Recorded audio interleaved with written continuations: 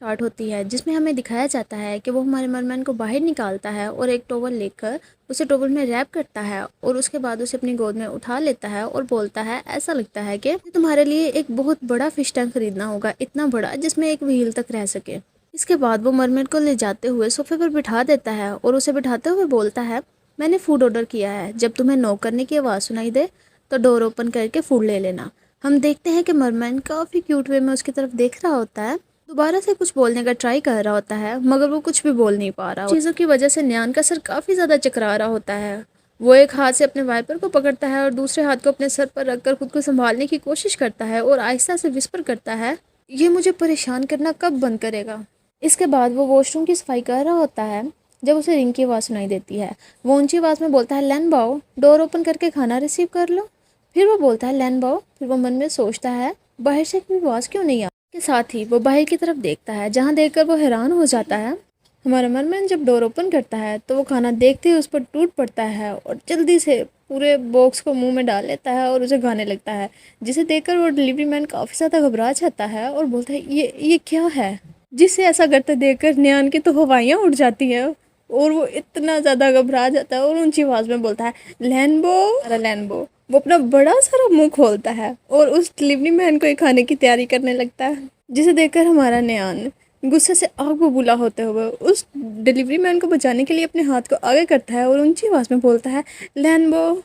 इसके बाद हमें कुछ देर बाद का सीन दिखाया जाता है जहाँ न्यान उस डिलीवरी मैन से हंसते हुए माफ़ी मांग रहा होता है और बोलता है ये मेरा छोटा भाई है, ये बहुत ज़्यादा इंटेलिजेंट नहीं है, इसे बचपन से ही मेंटल डिसऑर्डर है, प्लीज़ आप इसकी बात का बुरा मत माने।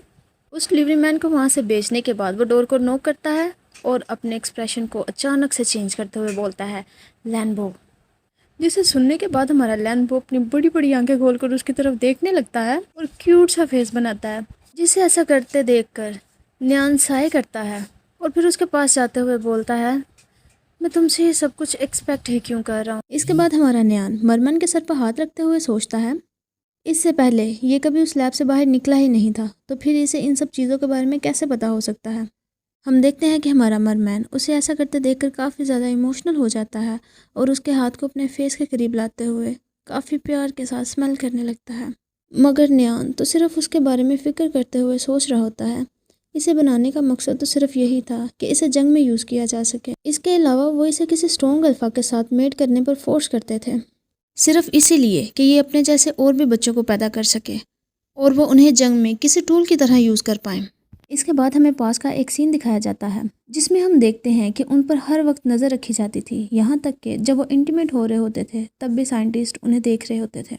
इसके बाद वो हमारे मरमैन के फेस को याद करते हुए सोचता है ये उस वक्त बहुत खूबसूरत था, इतना ज़्यादा कि इसे देखते ही मैं इससे प्यार करने लगा था। इतनी ज़्यादा चार्मिंग और वंडरफुल मेमोरीज लस्ट से भरी हुई थी। बाद हमें एक और मेमोरी दिखाई जाती है जिसमें न्यान ने अपने हाथ से मरमन के हाथ को पकड़ा होता है और आगे बढ़ते हुए उसे किस कर लेता है। एक और मेमोरी दिखाई जाती है जहां दोनों एक दूसरे को हग कर रहे होते हैं और काफ़ी ज़्यादा शाय फील कर रहे होते हैं। इसके बाद हमारा मरमैन न्यान को थोड़ा दूर करता है और उसके ऊपर आते हुए बैठ जाता है और उसे अनड्रेस करने लगता है। इसके बाद वो काफ़ी ज़्यादा प्यार से उसके लिप पर अपने हाथ फेरने लगता है और उसे गौर से देखने लगता है। न्यान इन सब मोमेंट्स को याद करते हुए सोचता है जब मैं वहाँ था तो मुझे हर एक चीज़ के बारे में पता था, बावजूद भी मैंने उन्हें उनके मकसद में कामयाब होने में उनकी मदद की। हम देखते हैं कि वो साइंटिस्ट इन दोनों को आपस में ऐसा करते देखकर बोल रहे होते हैं सब कुछ बिल्कुल ठीक चल रहा है, बस इन्हें ऑब्जर्व करते रहो। फेरोमोन्स को इंजेक्ट करने से पहले उसके अमाउंट का ख़ास ख्याल रखना। ऐसा लगता है कि ये फ़िश बिना फीलिंग्स के पैदा हुई है, इसलिए हमें उम्मीद है कि ये हमें कभी भी बिट्रे नहीं करेगी। जब भी मैं इन सब बातों के बारे में सोचता हूँ तो जो कुछ भी इसने मेरे साथ किया था मैं वो सब भूलने लगता हूँ। मुझे ऐसा लगता है कि मैं अभी भी इसे भुला नहीं पाया, मगर इस वक्त तो ना तो हम लवर्स हैं और ना ही मेट। वो प्यार से अपने हाथ के साथ उसकी टेल को टच करता है और वो उसकी तरफ देखते हुए सोचता है हम दोनों दोस्त बन सकते हैं या फिर हम दोनों पार्टनर्स भी बन सकते हैं या फिर दोनों ही ठीक है। जब वो ये रियलाइज़ करता है कि वो उसकी टेल को टच कर रहा है तो दोनों काफ़ी ज़्यादा शाय फील करने लगते हैं।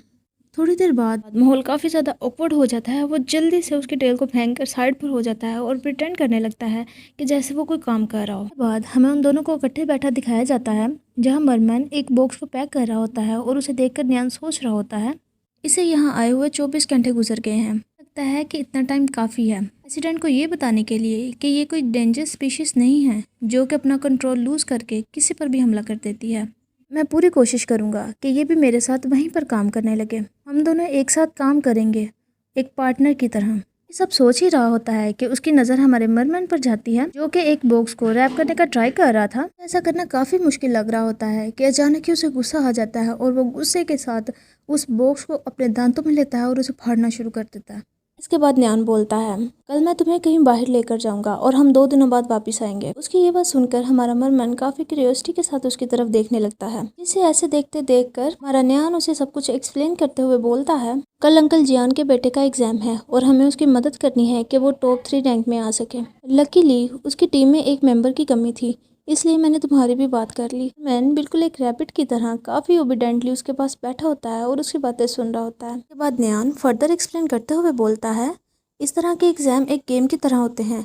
याद रखना कि तुम्हें बिल्कुल भी फाइट नहीं करनी, तुम्हें बस मुझे अपनी लोकेशन बतानी है। उसकी बातें सुनते हुए हमारा मरमैन काफ़ी ज़्यादा एक्साइटेड होते हुए हाँ में सर हिलाता है, जैसे उसे सब कुछ समझ आ रहा हो। देखते हैं कि उसे सिर्फ आधी बातें समझ में आई होती हैं, जैसे कि तुम फाइट करोगे और बस यही, बस उसे यही समझ आई होती है, जिस पर वो काफ़ी ज़्यादा एक्साइट होते हुए खुश होने लगता है और सोचता है, हाँ मुझे सब समझ में आ गया है। हमारे मरमैन को इतना खुश और एक्साइटेड देखकर न्यान मन में सोचता है, मुझे ऐसा क्यों लग रहा है कि कुछ तो गलत है। इसके साथ ही ये चैप्टर यहीं पर ख़त्म होता है। और अगर आप चाहते हैं कि मैं इसके चैप्टर जल्दी से जल्दी अपलोड करूँ तो मुझे मोटिवेट करने के लिए ज़्यादा से ज़्यादा लाइक करें।